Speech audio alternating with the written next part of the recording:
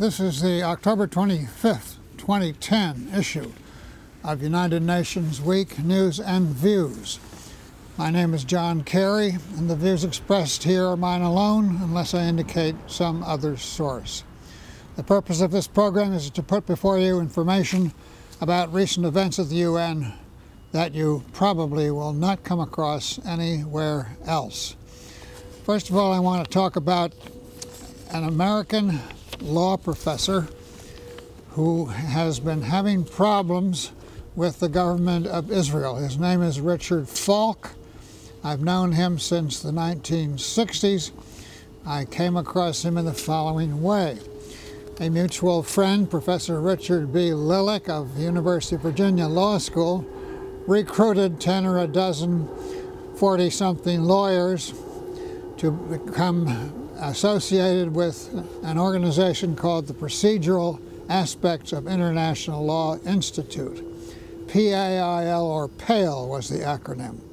Each of us was to write a book on some procedural aspect of international law. I don't remember what subject Dick Falk wrote about. I certainly remember what I wrote about. My book, published in the year 1970, is called UN Protection for Civil and Political Rights. Well, Dick Falk has gotten himself appointed as the UN Special Representative on the Palestinian territories. And the government of Israel is not very happy with Dick Falk and considers him to be pro-Palestinian and biased. But let's see where that leaves us. He told the General Assembly on October 20th that the government of Israel had failed to allow him to enter Israel so that he could study the situation of the Palestinians in the West Bank, Jerusalem, and Gaza. He said that the same problems had been encountered by the Goldstone mission on the Gaza conflict, as well as on a more recent fact-finding panel supposed to investigate the flotilla incident of May 31st, 2010.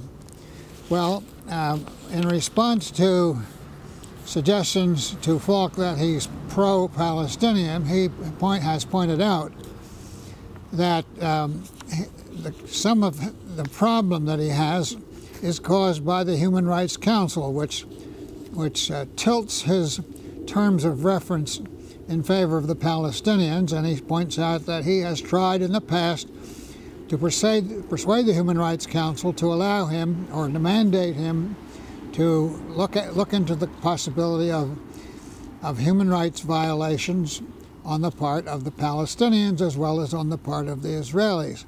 However, the Council has refused to make that possible.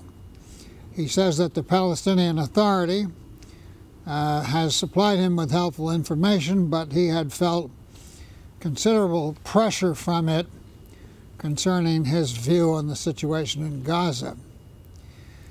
Well, as to Gaza and the West Bank in general, Falk said in his report that the cumulative effect of 1, settlements, 2, the security wall, and 3, the extensive settler-only road network, the effect of that combination, cumulative effect, had been to convert de jure occupation into de facto annexation. And that he also went on to say that the extension of Jewish presence in East Jerusalem through settlements, house demolitions, and revocations of Palestinian residents' rights made it difficult to visualize a Palestinian capital in East Jerusalem. He also made the following statement, which I quote: "If the conditions on the West Bank and East Jerusalem are substantially irreversible for political or practical reasons, it becomes misleading and diversionary to continue adherence to the two-state consensus." I suppose what he's saying is that if the West Bank is simply taken over by Israel, it's not going to be possible for a Palestinian state to be located there. But this question arises in regard to those settlements. If the outcome should eventually be that Israel leaves the West Bank as it left Gaza, what happens to those Jewish settlements? And aren't the people who go and live there taking a pretty great chance in case that should be the result? Of course, there were Jewish settlements in Gaza. I understand there were some very choice residences on the ocean, but those people who lived there had to get out at a certain point. Of course, if they had to get out of settlements in the West Bank, the whole operation would be tremendously larger. Well, he says that another important issue is the surge of settler violence against Palestinians, including attacks on mosques and the burning of olive trees. Olive trees, of course, are a very important agricultural installation in that area of the world. You take away someone's olive trees and you have inflicted a very severe harm. Falk did refer to the partial easing of the blockade on Gaza in the aftermath of the May 31st attack on the flotilla. But he said the basic necessities, entry of basic necessities to Gaza remained at 1/3 the level that existed when the blockade was established in June '07. And he called the blockade a form of collective punishment. Now, what does that mean? Well, he's saying that the entire Gaza population is being harmed because of the fact that some Gazans or somebody in Gaza is firing rockets into Israel.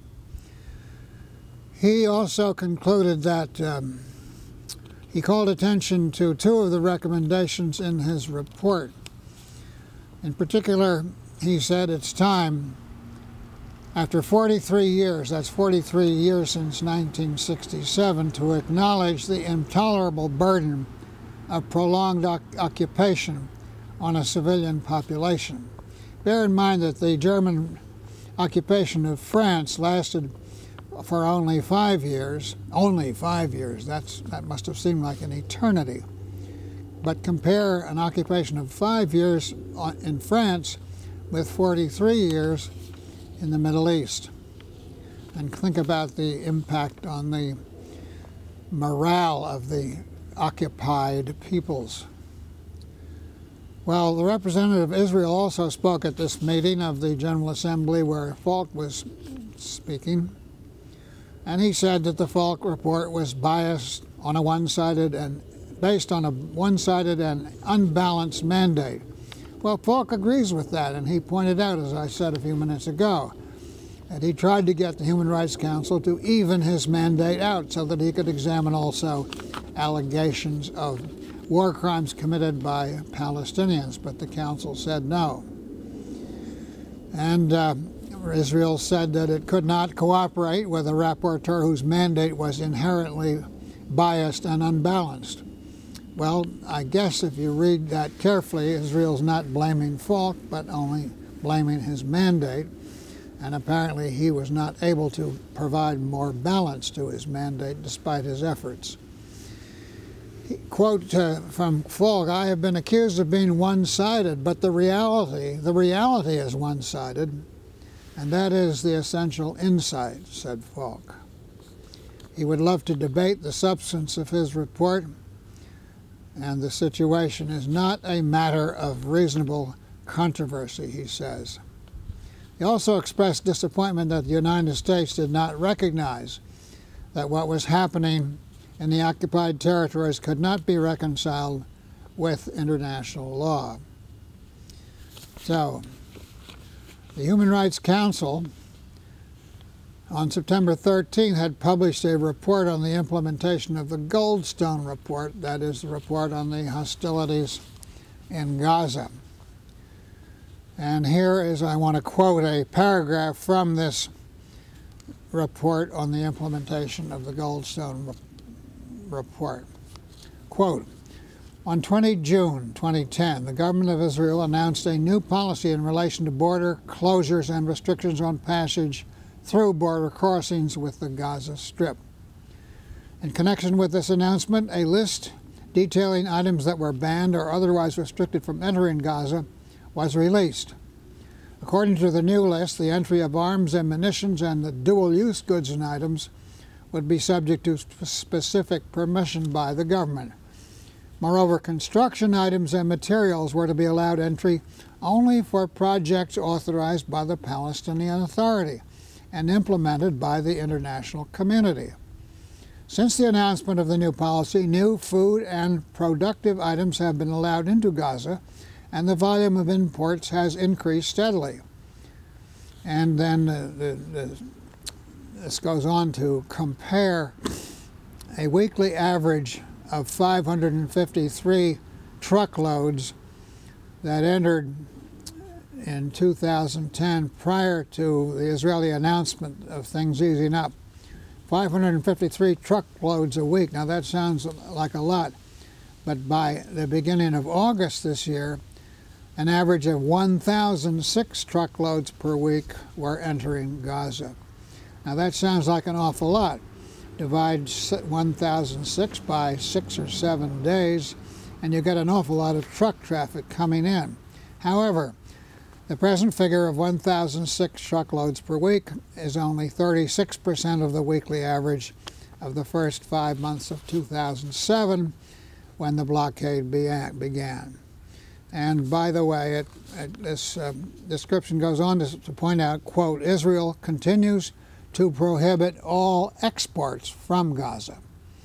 Now, what could be the purpose of that? Well, one very noticeable effect of that is to deprive Gaza of foreign exchange. And if Israel were in control of the foreign exchange, eventually they'd have to pay it over to the authorities in Gaza. But apparently there's no foreign exchange being produced by exports because no exports are allowed. Unfortunate. Now I turn to the Myanmar elections planned for the 7th of November. There's a special rapporteur from the UN on the situation of human rights in Myanmar. On October 21st, he made a report to the press. His name is Tomas Ohea Quintana. And he said, because of the non-inclusive framework of the elections themselves could neither be free nor fair. He said that key stakeholders were not being heard, minorities were not being encouraged to participate, foreign media were banned, and the government was campaigning in a way that discouraged opposition. No prisoners of conscience had been released. Quintana called for a genuine dialogue among all stakeholders in the country. He said that the government should release all prisoners of conscience, including Daw Aung San Suu Kyi, the leader of the National League of Democracy, who has been under house arrest for much of the past 2 decades since her party swept the last elections that have been held there. Also, Quintana said that critical for the democratic transition are justice and accountability, which are the responsibility of the government, and if the government failed in that responsibility, notice this, the international community had a right to become involved, says Quintana. There should, he said, be a commission of inquiry on possible crimes against humanity in the country. And the purpose of this was not to punish the government, said Quintana, but to prevent impunity and help prevent further abuses. Quintana said that the United States, the day before, had expressed support for a commission of inquiry.